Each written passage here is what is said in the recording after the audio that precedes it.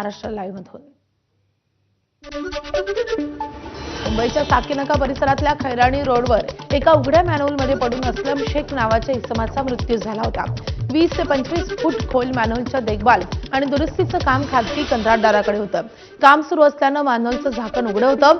धक्कादायक म्हणजे उघड्या मॅनहोलभोवती बॅरिकेड्सही लावण्यात आले नव्हते आणि त्यामुळे काल सकाळी 11:15च्या सुमारास रस्त्यावर जाणारे असलम शेख मॅनहोलमध्ये पडले। दरम्यान मुंबई महापालिकेच्या आयुक्त अश्विनी भिडेंकडून पालिकेच्या एल विभागाच्या सहाय्यक आयुक्तांसह चौघांना निलंबित करण्यात आले। त्याचसोबत अतिरिक्त महानगरपालिका आयुक्तांच्या अध्यक्षतेखाली उच्चस्तरीय चौकशी समिती स्थापन झाली आहे। दरम्यान महापालिका आयुक्त अश्विनी भिडे पत्रकार परिषद घेणार होत्या, मात्र आता ही पत्रकार परिषद मंगळवारी होणार असल्याची सूत्रांची माहिती आहे। मुंबईच्या साकीनाका खैराणी रोडवर उघड्या मॅनहोलमध्ये पडून एका व्यक्तीचा मृत्यू झाल्याची घटना ताजी असतानाच अंधेरीमध्ये उघड मॅनहोल दिसलाय आणि त्यामुळे भाजप नगरसेवक रुपेश सावरकर आक्रमक झाले। अंधेरी लिंक रोड परिसरात साचलेल्या पाण्याची नगरसेवक रुपेश सावरकर पाहणी करण्यासाठी पोहोचले होते। त्यावेळी त्यांना मॅनहोल उघडं दिसलं। त्यावेळी त्यांनी संताप व्यक्त करत यापुढे असं झाल्यास निलंबनाच्या कारवाईचा इशारा दिलाय।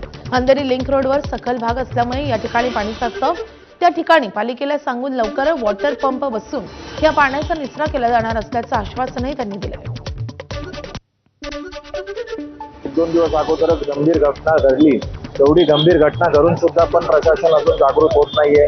असा मॅनहोल दिसल्यावर आपण त्याच्यावर ताबडतोब ते झाकण बदली करून त्याच्यावर कारवाई करायला सांगितलेली आहे, सुधारणा करण्यात आलेली आहे। पण याच्या पुढे माझ्या प्रभागात जरी अशा कुठल्या प्रकारच्या मॅनहोलमुळे जर एखाद्या मतदाराला त्रास झाला तर थेट निलंबनाची कारवाईची मागणी करणार।